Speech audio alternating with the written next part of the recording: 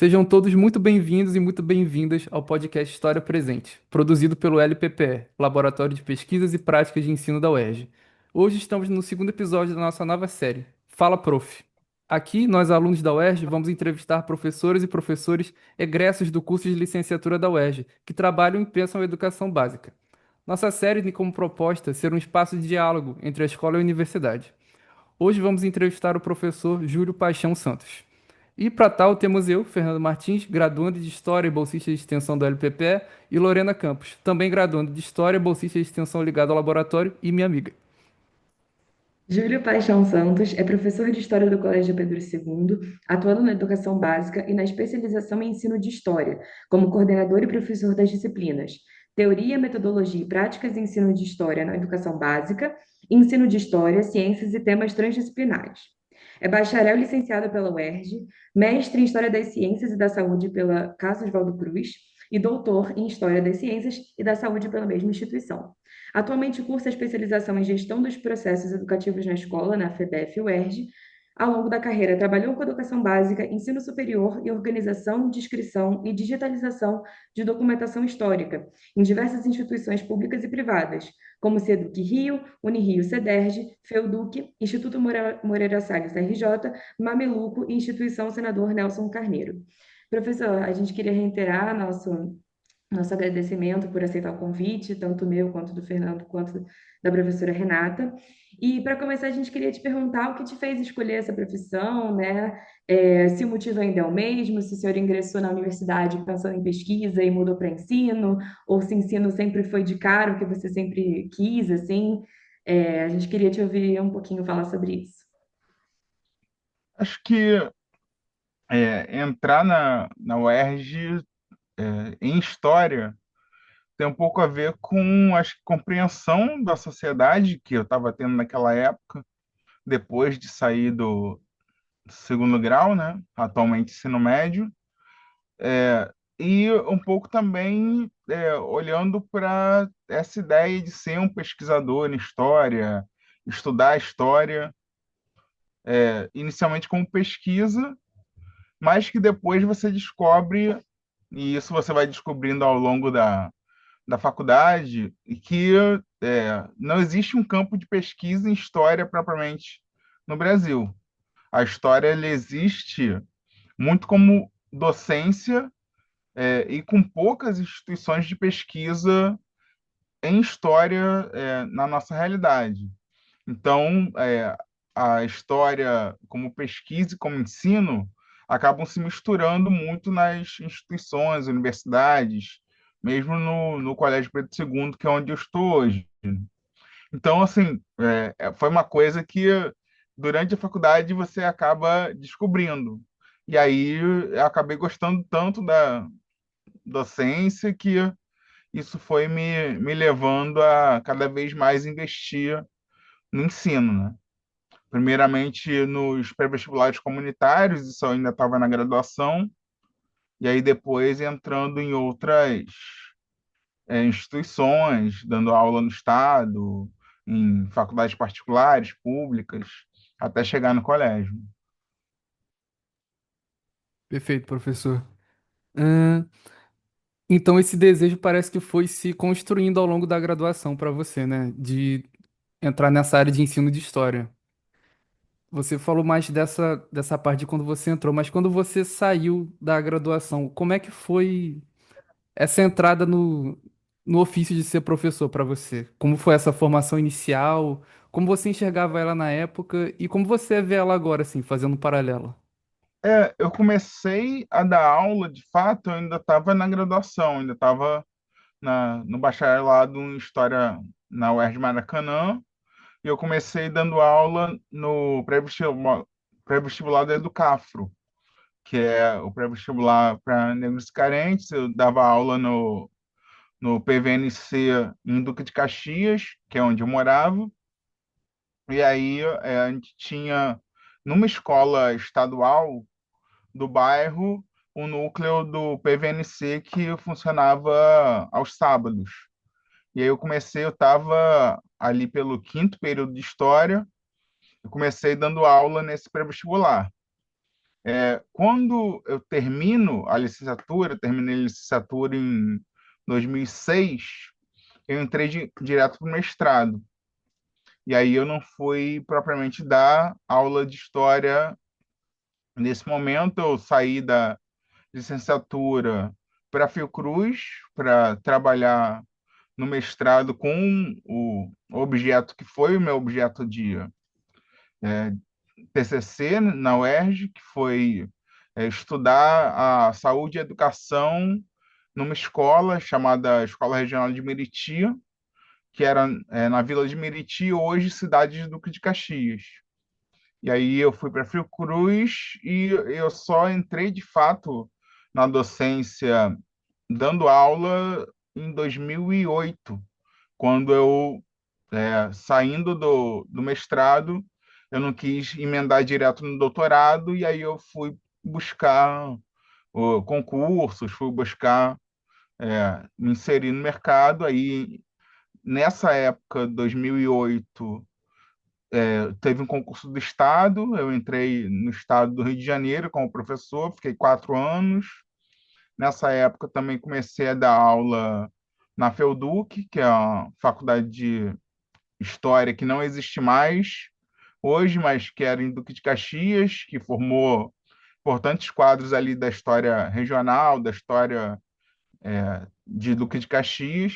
Tinham muitos professores que trabalhavam nessa linha, na FEUDUC, e, ao mesmo tempo, dava as aulas como professor tutor presencial no curso da Unirio, também em Duque de Caxias, que é o curso da Unirio CEDERJ, que é o curso semipresencial de História, licenciatura em História da Unirio.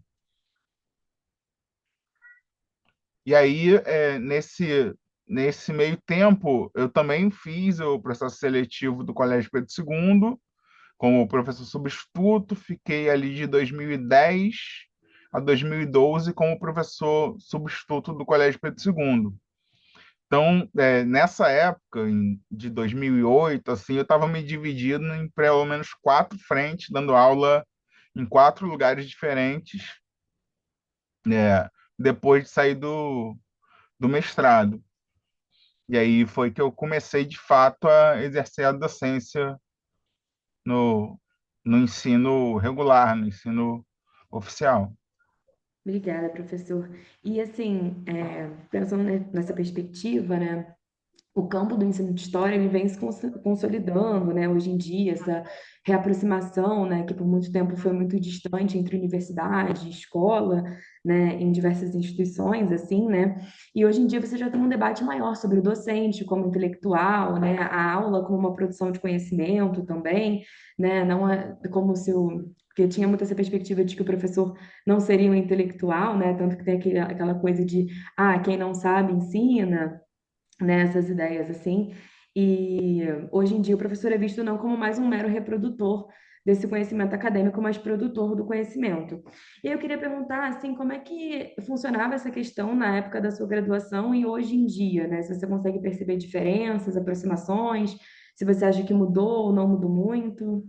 Acho que mudou alguma coisa, com certeza, mas eu acho que uma das discussões que tem sido feita muito no campo do ensino de história, que eu acho que cabe lá para 2005, quando eu estava terminando a graduação, e, e para hoje, é que as temáticas de ensino de história, essa preocupação do professor como intelectual, elas se encaixam muito nas disciplinas de ensino de história, de prática de ensino de história, e depois de laboratório de ensino de história, né, que a gente ajudou a implementar quando era estudante da UERJ, porque a gente participou da comissão de currículo de 2005. E aí tinha essas disciplinas que, por exemplo, eu tive aula com a Sônia Vanderlei, que até hoje atua no campo do ensino de história, professora Alda Heiser, que também é historiadora do Jardim Botânico, que na época dava aula das disciplinas de prática de ensino de história na UERJ. Então, eu tive contato com essa discussão nas disciplinas que eram voltadas para a prática de ensino de história, não nas disciplinas que eram voltadas para as chamadas histórias da sociedade, história moderna, contemporânea, Brasil. Isso era e acredito, hoje também é um tanto distante dessas discussões propriamente do ensino. E isso também tem se verificado nas pesquisas em ensino de história, quando a gente vê que a maior parte da produção em ensino de história está dando no lugar das faculdades de educação e não nas faculdades de história. Existem várias pesquisas em ensino de história que têm apontado para isso, que a maioria das dissertações, teses de ensino de história são feitas dentro das faculdades de educação e não dentro das faculdades dos departamentos de história. E acho que isso se mantém, assim, de alguma forma. Perfeito, professor. Eu tendo a concordar com você também. Isso é o que a gente costuma enxergar, né? Acho que a pesquisa da própria Renata mostra isso. Ela menciona a pesquisa dela bastante durante as aulas e fala bastante sobre isso, de como essa dimensão do ensino de história às vezes parece estar meio que circunscrita às próprias algumas matérias, né? E não ao pensamento geral. Mas creio que é algo que vai mudando com o tempo também. Inclusive, o nosso podcast é uma tentativa de mu- mudar as coisas nessa direção, dar um passinho nessa direção. Agora, uma pergunta sobre sua prática docente. Assim, como você se relaciona com ela? Você costuma repetir projetos que dão certo? Você registra em um caderno esses projetos e práticas? Como se dá essa reflexão sobre a prática docente no seu cotidiano? Eu penso que a prática docente, acho que especialmente no Colégio Pedro II, na rede federal, ela tem um duplo viés, assim, de você ao mesmo tempo dar aula na educação básica e dar aula no ensino superior. No meu caso, na especialização em ensino de história e hoje, nos 2 últimos anos, na primeira série do ensino médio. Então, uma coisa vai um pouco alimentando a outra nas reflexões. As reflexões que eu estou fazendo na especialização em ensino de história conversam bastante com as aulas e as reflexões que eu vou fazendo na primeira série do ensino médio, ou antes disso, eu fiquei 10 anos, especialmente no segundo segmento do ensino fundamental. E aí tem um pouco essa organização do colégio da rede federal, de você trabalhar nos dois, e isso vai alimentando as discussões, e tem também um pouco que também é algo da rede federal, de ter ensino, pesquisa e extensão dentro da carreira, que é uma coisa diferente do que você vai encontrar no estado e no município.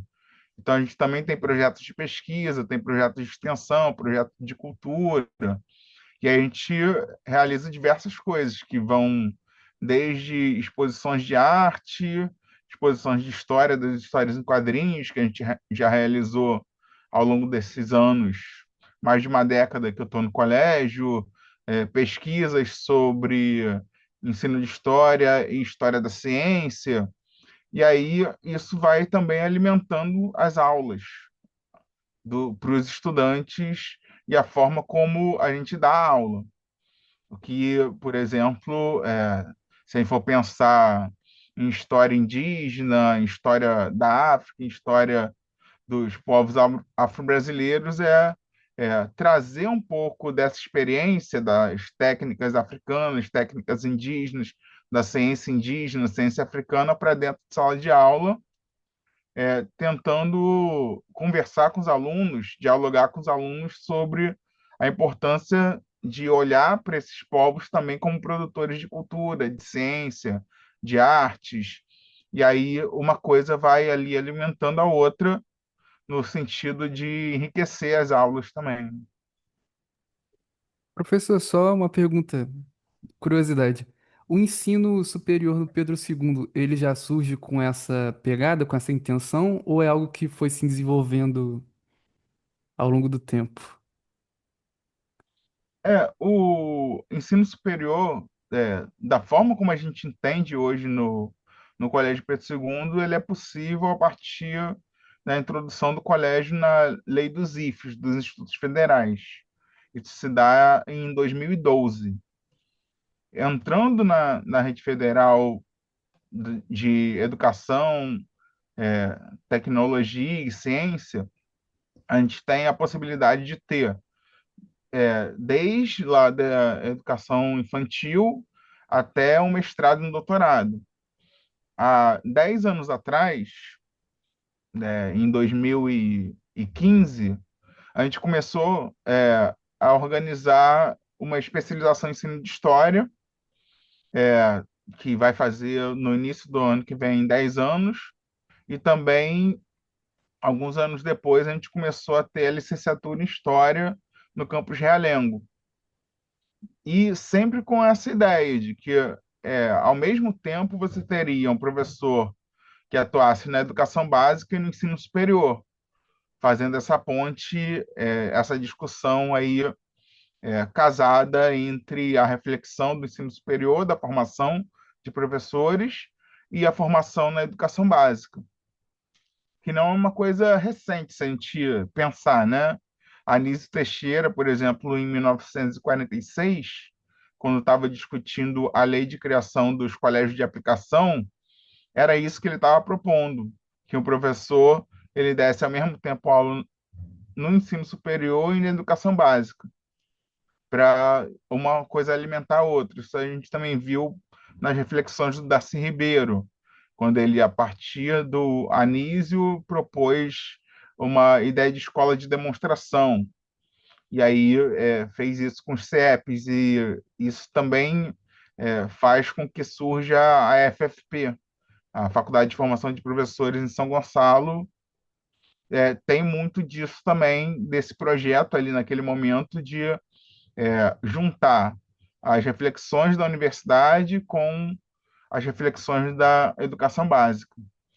E aí acho que tem um pouco disso hoje nos institutos federais, né? E no Colégio Pedro II em especial.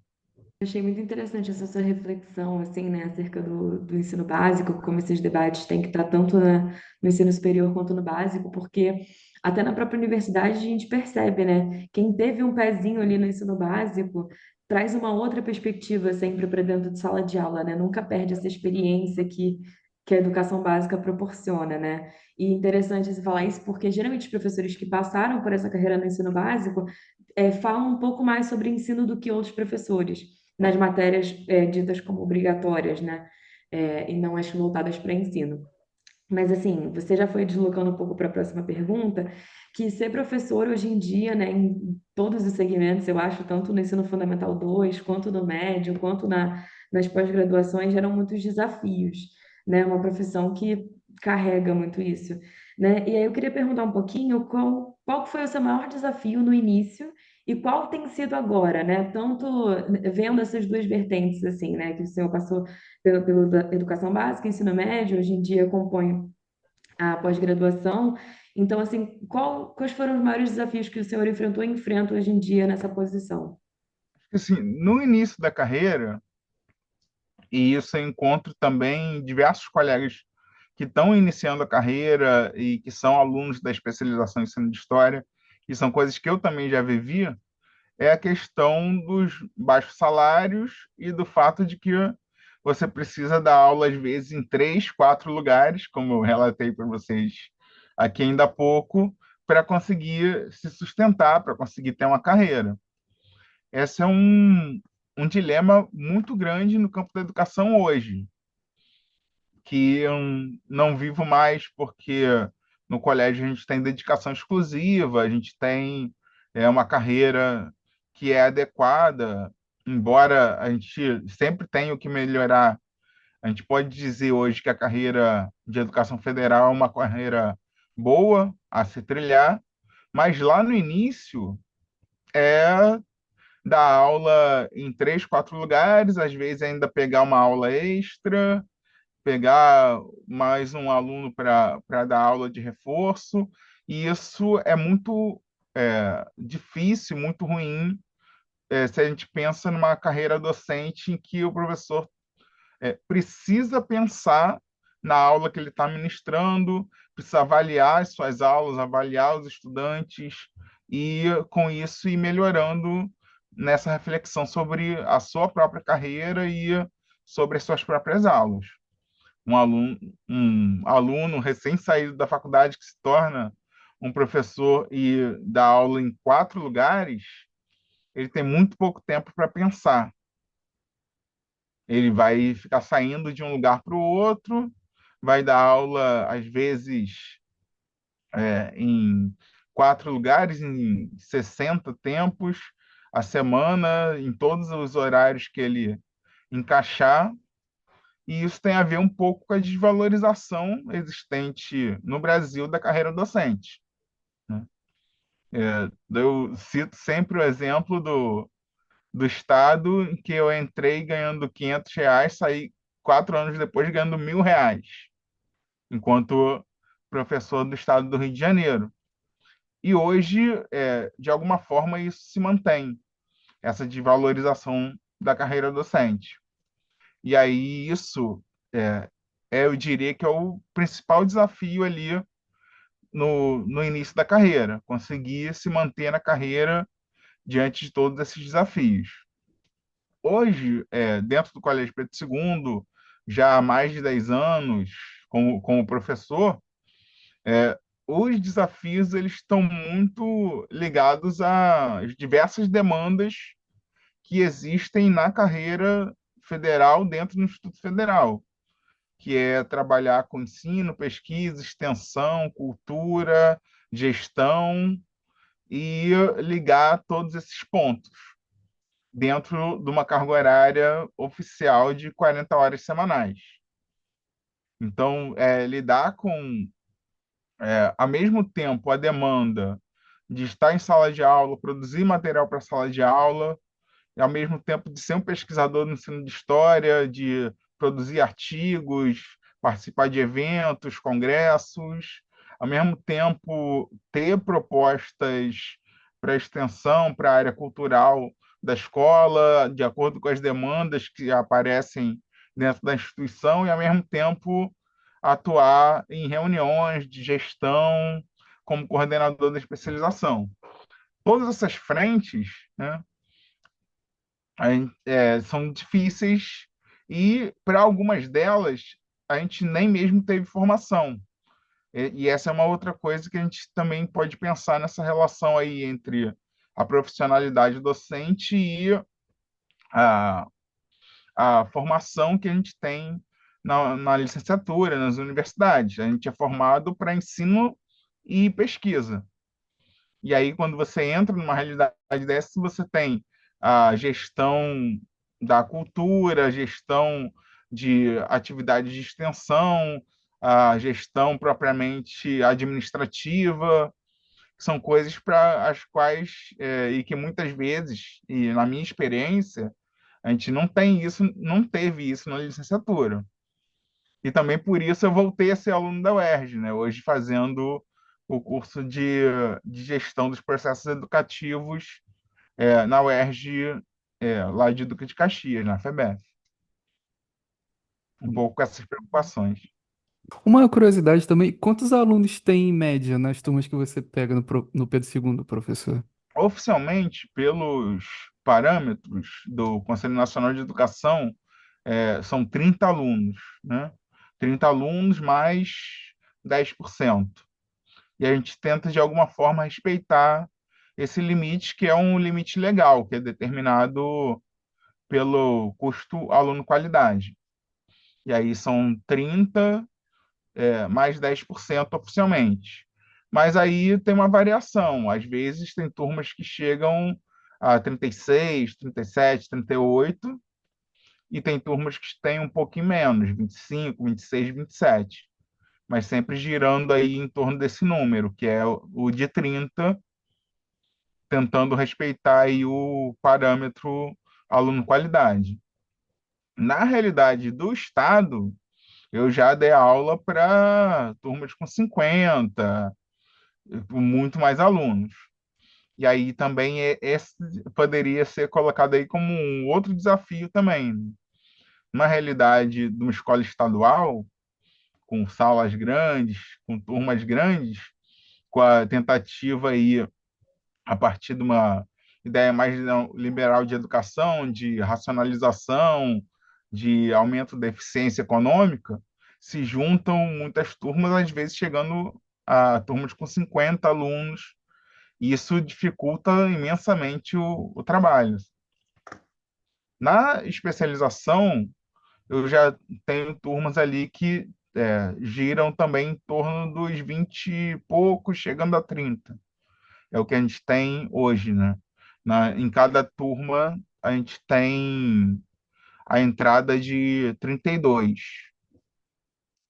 Essa é uma lógica que está abarcando tudo também, né? A gente vê isso na universidade também. Tem turmas com 60 alunos que a gente tem aula às vezes, então é o que está em todo lugar. Mas ainda outra dúvida que está fora do roteiro, desculpa, mas que tem a ver com isso também, com esse assunto, a ascensão da extrema-direita, né? Como você enxergou isso em sala de aula, nas práticas dos alunos, no modo de lidar no seu dia a dia? Porque isso é algo que a gente viu os professores falando muito sobre isso recentemente, de como isso é um problema, de como formas de lidar com isso. É algo que a gente discute muito nas aulas de pedagogia na universidade recentemente. Então, se você puder falar algo sobre isso. Sim. Isso acho que afetou bastante o Colégio Pedro II, de forma geral, e também a minha carreira. Naquele momento ali, 2005, por exemplo, é, um procurador federal, nessa época, estava numa perseguição ostensiva ao colégio, né? Tentando abrir um processo contra o Colégio Pedro II e o sindicato dos servidores do Colégio Pedro II, Sindiscope, com a alegação de que a gente era uma célula de um determinado partido político, de que a gente determinava ideologicamente, doutrinava os estudantes. Eu cheguei a ser denunciado, né? Tive que ir lá conversar com o procurador do Ministério Público Federal sobre as minhas aulas, assim como diversos outros professores. Mas isso, de alguma forma, afeta, mas também a gente precisa ter em conta o fato de que aquilo que a gente ensina é determinado por documentos legais, pelo currículo nacional, pelos parâmetros curriculares nacionais. E aí, muitos desses debates que aconteceram ali naquele momento, eles foram colocados, mas foram colocados sem nenhuma base legal. E aí o questionamento, por exemplo, a mim é que eu só falava de política em sala de aula, que eu tentava fazer da aula um grande debate político. E aí a pergunta básica do procurador era sobre isso. E eu tive que explicar para ele o conteúdo de história, que é basicamente de história política. Mesmo que a gente não queira, que a gente critique o ensino de história por ser excessivamente político, é basicamente isso, né? Falar das revoluções, do liberalismo, da disputa entre a burguesia e o antigo regime, depois do comunismo, do socialismo, do anarquismo, das ideias e das revoluções do século XIX e do século XX, das guerras mundiais, tudo isso é política. Não tem como você dar uma aula de história sem falar de política o tempo todo. E a partir daí também analisar aspectos econômicos, sociais, culturais que estão envolvidos e imbricados em vieses políticos ideológicos. E aí essa discussão daquele momento, de alguma forma, os professores olham para esse momento como um momento complexo, mas também, por outro lado, a gente precisa olhar para esse momento também como um momento que tem arrefecido, assim. Naquele momento, lembro que teve um pai que reclamou de um outro professor também do colégio de estar dando aula de democracia na Grécia. E aí, o que a gente vai falar para esse pai? A gente tem que explicar para esse pai que é assim, democracia na Grécia, em Atenas, é um conteúdo fundamental daquele momento, para a gente entender o que é democracia, o que era democracia naquele tempo, o que tem de diferente, de semelhante com a nossa democracia de hoje. Enfim, mas hoje eu tenho visto um arrefecimento desses debates, principalmente a partir do momento que o Escola Sem Partido foi colocado como inconstitucional, a partir do momento que a gente tem uma vitória aí no terceiro mandato do governo Lula, e aí a gente tem um arrefecimento. Naquela época, no colégio, a gente, por exemplo, tinha 4 responsáveis no Conselho Superior do Colégio Pedro II que eram vinculados à extrema-direita. Era uma coisa assim, muito problemática se a gente pensar em como a política estava se arranjando, inclusive dentro do Conselho Superior. Mas também gerou uma outra coisa naquele momento, que é o fato de que, uma vez que esses 4 responsáveis estavam no Conselho Superior, eles descobriram que eles não sabiam nada de educação, que eles não tinham nenhuma proposta a dar, que eles não tinham nada a acrescentar àquele fórum, que eles reclamavam muito, mas reclamavam de coisas que eles não conheciam, não tinham base. E na próxima eleição do Conselho Superior, depois desse período aí, nenhum desses se candidatou. O que mostra, de alguma forma, para a gente que aquele período ali teve um momento crítico para a história da democracia brasileira, mas que ele tem passado, assim. E a gente tem voltado a conseguir discutir mais abertamente várias questões. E os problemas de hoje talvez sejam outros também, né? Isso é muito importante, isso que o senhor falou, né, a respeito da pergunta do Fernando, até porque hoje a gente encara, assim, colegas já da graduação que dão aula, né, porque a gente sabe que a nossa experiência em sala de aula ela não começa após a graduação, né, muitas vezes você já tem uma experiência durante esse período, até mesmo como o senhor falou, que começou no quinto período, e a gente vê muito esse momento, né, já que você mencionou, assim, a questão da extrema-direita e de pais reclamando, esse movimento dos alunos de ataque mesmo à instituição da universidade, falando que não vão seguir a carreira universitária, que acham que não tem necessidade, até porque hoje, com esses movimentos do novo ensino médio, o que é incentivado é a questão do empreendedorismo e a desvalorização da instituição da universidade, né? São tempos bem difíceis. Mas acho que para a gente continuar com um caráter mais otimista, assim, né? O senhor tem alguma história, assim, para contar uma boa relação entre docente e discente, tanto durante o período da educação básica, quanto médio e no ensino superior, assim, uma história de alívio, né, nesses tempos tão difíceis? Não, acho que, assim, tem muitas histórias ah, a contar da UERJ, dessa relação entre docentes e discentes, também no Colégio Pedro II, assim, acho que a formação que eu tive dentro da UERJ e que eu acho que eu levo para toda a minha carreira, para a vida, e também vários colegas que passaram pela UERJ e hoje estão na UERJ como docentes, é a diversidade de professores que a gente teve e que, tendo posições políticas, ideológicas do que é a educação, a gente teve uma abrangência e uma pluralidade e uma amplitude de possibilidades a seguir, a pensar, que ajudaram muito a gente a ter uma visão ampla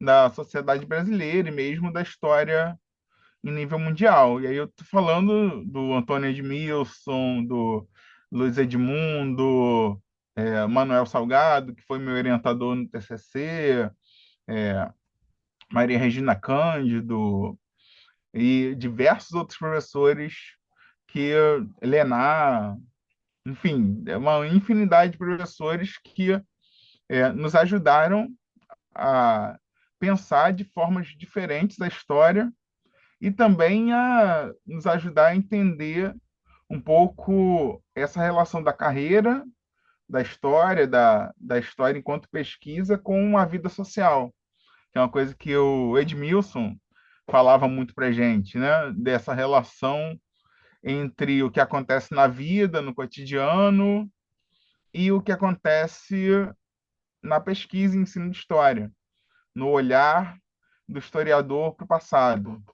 E isso também, de alguma forma, a gente leva para a sala de aula, entendendo não só a história como aquela história política clássica dos reis, rainhas e presidentes e o que foi feito em cada período, mas também do cotidiano, mas também de como homens e mulheres no tempo se relacionam e criam a sociedade que a gente vive.